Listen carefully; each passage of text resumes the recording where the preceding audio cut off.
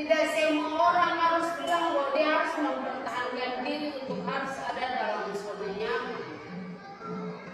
Tetapi dia harus keluar dari zona nyaman. Ketika dia keluar dari zona nyaman, maka dia akan ada dalam zona atau zona pembelajaran.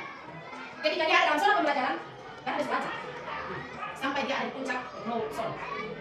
Zona di mana dia sudah mencapai puncak pembelajaran itu.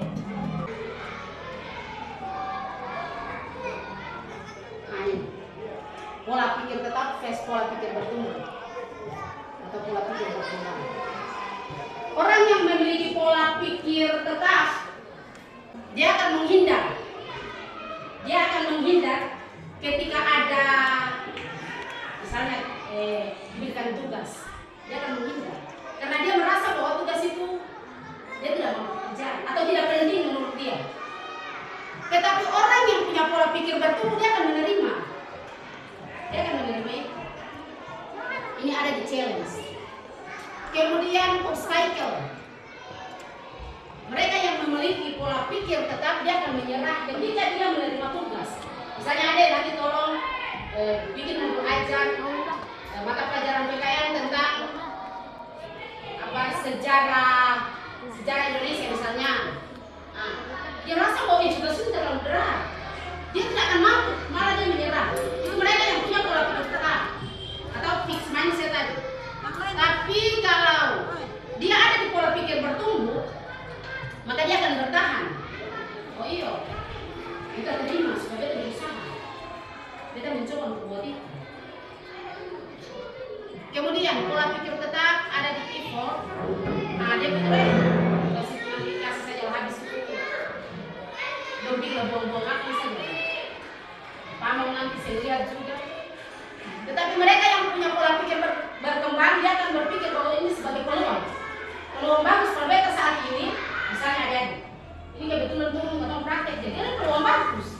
Kesempatan bagus untuk saya dalam kelas dengan anak-anak. Jika ketemu berhadapan dengan teman itu beda dengan ketemu berhadapan langsung dengan siswa.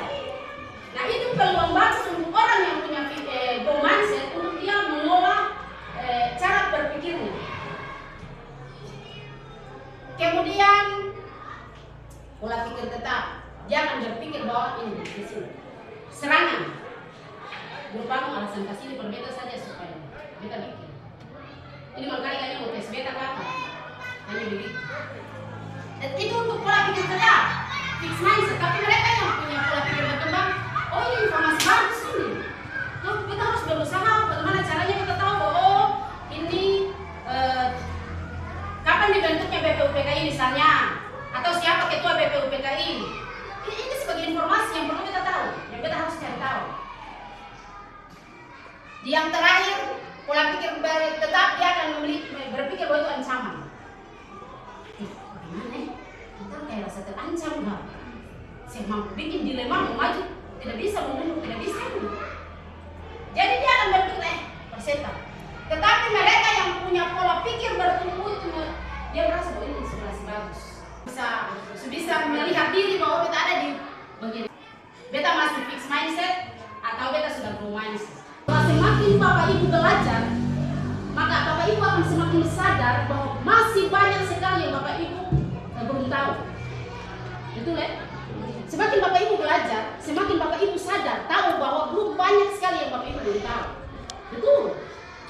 Ketika kata Pak Andi, kalau kata Pak Prof. Abdul Muti, Menteri Pendidikan itu juga yang lain. Kalau orang berpikir grow mindset, maka dia yakin masalah yang hanya sedikit itu pasti ada jalan keluar. Jalan keluarnya paling banyak. Karena itu, mari kita sama-sama belajar, jangan putus asa, jangan menyerah. Mari kita anggap bahwa setiap tantangan yang paling berat pasti ada jalan keluar. Itu sedikit tentang pembelajaran mendalam.